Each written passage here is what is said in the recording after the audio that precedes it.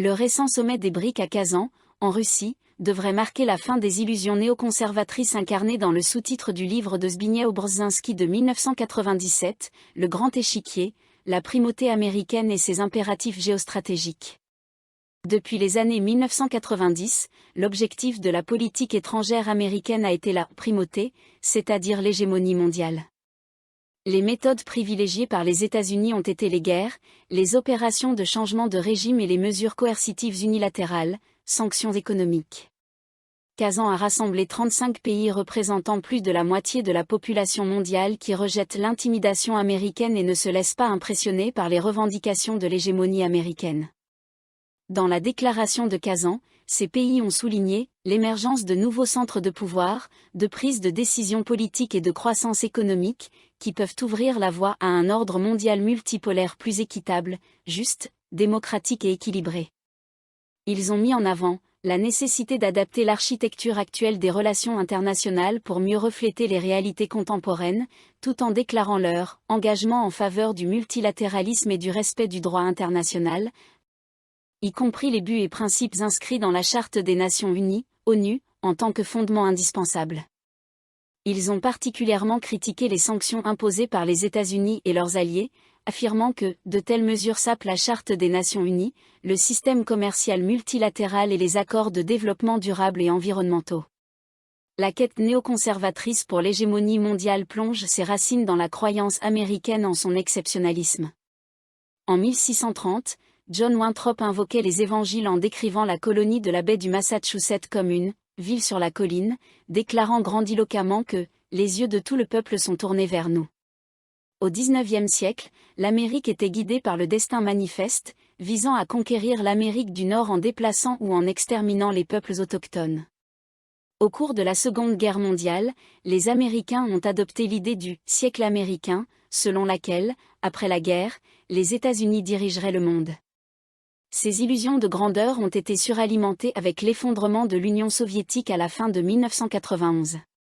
Sans leur ennemi de la guerre froide, les néoconservateurs américains ont conçu un nouvel ordre mondial dans lequel les États-Unis seraient la seule superpuissance et le gendarme du monde.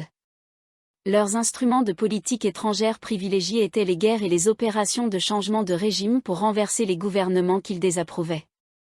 Après les attentats du 11 septembre, les néoconservateurs ont planifié de renverser ce gouvernement dans le monde islamique, en commençant par l'Irak, puis en ciblant la Syrie, le Liban, la Libye, la Somalie, le Soudan et l'Iran. Selon Wesley Clark, ancien commandant suprême de l'OTAN, les néoconservateurs s'attendaient à ce que les États-Unis gagnent ces guerres en 5 ans. Pourtant, plus de 20 ans plus tard, les guerres initiées par les néoconservateurs se poursuivent, sans que les États-Unis aient atteint aucun de leurs objectifs hégémoniques. Dans les années 1990, les néoconservateurs estimaient qu'aucun pays ni groupe de pays n'oserait jamais s'opposer à la puissance des États-Unis. Brzezinski, par exemple, avançait dans le grand échiquier que la Russie n'aurait d'autre choix que de se soumettre à l'expansion de l'OTAN dirigée par les États-Unis et au diktat géopolitique des États-Unis et de l'Europe, car il n'existait aucune perspective réaliste de voir la Russie former une coalition anti-hégémonique avec la Chine, l'Iran et d'autres. Brzezinski s'était manifestement trompé, et cette erreur de jugement a contribué à la catastrophe de la guerre en Ukraine. La Russie n'a pas simplement cédé au projet américain d'étendre l'OTAN à l'Ukraine, comme Brzezinski l'avait présumé.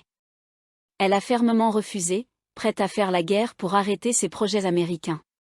En raison de ces erreurs de calcul néoconservatrices concernant l'Ukraine, la Russie est désormais en train de l'emporter sur le champ de bataille, et des centaines de milliers d'Ukrainiens ont péri. Et, comme le message de Kazan le rend clair, les sanctions et pressions diplomatiques des États-Unis n'ont en rien isolé la Russie. Face à l'intimidation généralisée des États-Unis, un contrepoids anti-hégémonique a émergé. En bref, la majorité du monde ne souhaite pas ni n'accepte l'hégémonie des États-Unis et est prête à y faire face plutôt que de s'y soumettre. Les États-Unis ne possèdent plus les moyens économiques, financiers ou militaires pour imposer leur volonté, s'ils en ont jamais été capables. Les pays réunis à Kazan représentent une nette majorité de la population mondiale. Les 9 membres des BRIC, Brésil, Russie, Inde, Chine et Afrique du Sud, rejoints par l'Égypte, l'Éthiopie, l'Iran et les Émirats arabes unis, ainsi que les délégations de 27 pays aspirants, représentent 57% de la population mondiale et 47% de la production mondiale. Mesuré aux prix ajustés par le pouvoir d'achat. En comparaison, les États-Unis représentent 4,1% de la population mondiale et 15% de la production mondiale. En ajoutant les alliés des États-Unis, la part de la population de l'alliance dirigée par les États-Unis est d'environ 15% de la population mondiale.